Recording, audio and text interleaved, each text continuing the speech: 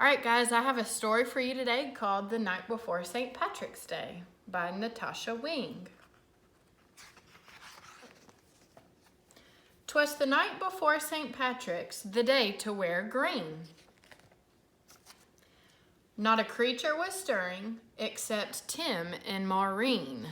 I hope you're wearing green today or you might get pinched. They decked out the den from ceiling to floor with streamers and rainbows and shamrocks galore. Do you know what a shamrock is? It's one of those little leaves that has 3 or 4 leaves on it, and they say shamrocks with 4 leaves are lucky. Happy St. Patrick's Day. Later, they carefully made traps with gold charms and rings. I bet we catch a leprechaun. They love shiny things.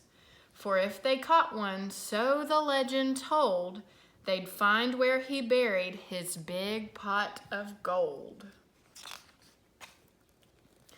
They set all the traps round the room with great care, in hopes a wee Irishman would soon be theirs. They've made all these traps out of stuff that they found around their room, like a shoebox and a hanger, blocks, tissues, cans. The children then nestled all snug in their beds while visions of gold coins danced in their heads. Happy St. Patty's, cried Dad early the next morning. Then he started to play bagpipes without warning. He huffed and he puffed an old Irish song. Mom dished out green eggs and sang loudly along. When from their bedroom there arose such a clatter, the kids ran down the hallway to see what was the matter. What do you think they were going to find? And what to their wondering eyes should appear but a terrible mess. A leprechaun was here.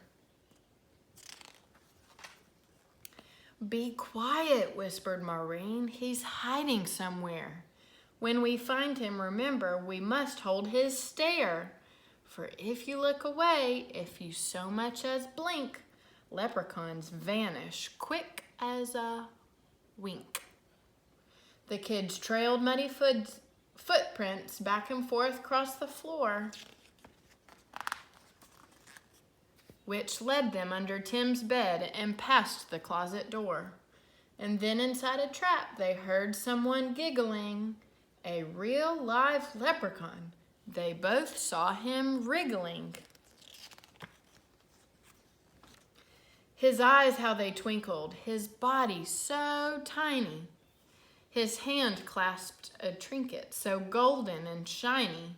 He was dressed in all green from his head to his toes, and he looked like a cobbler wearing fairy-sized clothes. The children approached him, staring straight in his eyes. Tell us where the gold is. Don't be tricky, no lies. I buried it under a rock, smooth and hard. It's marked with an X right in your backyard. When I've heard of people burying treasure, they like to put an X where they put it in the hole. That way they'll remember where they found it. But when the kids went outside with their shovel and pick, they instantly saw it had been a trick. And all these rocks in the yard have X's all over them. So how are they going to know where it is? Happy St. Patrick's Day. Ha ha, I fooled you. It's time to disappear. Happy St. Patty's Day to you, and better luck next year. And that's the end of my story, but I have a special project for you today. Let me remind you how these book characters did this. I want to see if you can create a leprechaun trap today, to see if you can catch a leprechaun on this St. Patty's Day.